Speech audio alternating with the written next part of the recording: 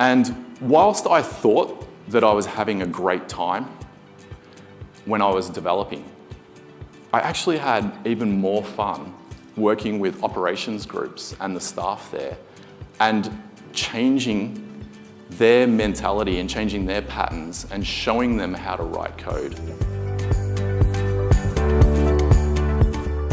A lot of people have given out press conferences and saying this is going to be great, all Xero customers are going to have a better experience. We just couldn't have any downtime at all.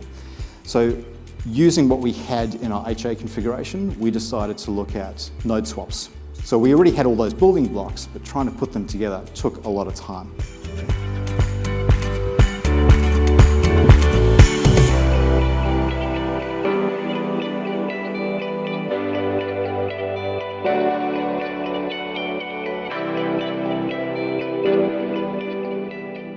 By grabbing these three teams, what Xero has done is we've got the triage and troubleshooting as the operations team have. The platform engineering team has the infrastructure and code knowledge around how Xero's architectural decisions and these products are developing the code, and the real-world support experience. So by having everything, we were the team to provide the business with the support they need. The mirroring hypothesis. So it's this new thing that has been put forth in the last couple of years.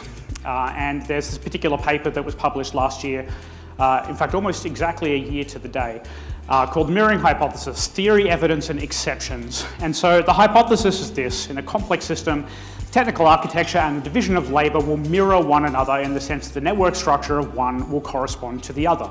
Peter Drucker, who's this famous business author, says it's impossible to improve what you can't measure. And I think intuitively this statement resonates with all of us. How do you know if you're actually growing if you don't have the data to understand where you've been and where you're going?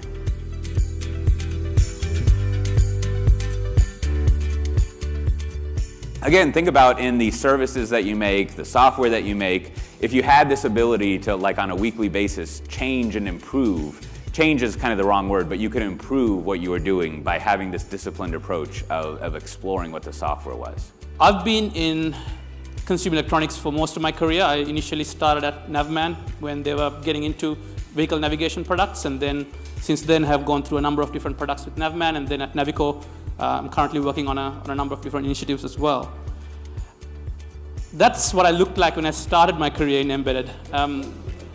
You can tell there was a transformation there, and it's pulling out your hair is not uncommon. So we're quite risk averse in our company, and we have a monolith application that we just splat into production up to about 12 times a day. And so how do we do this?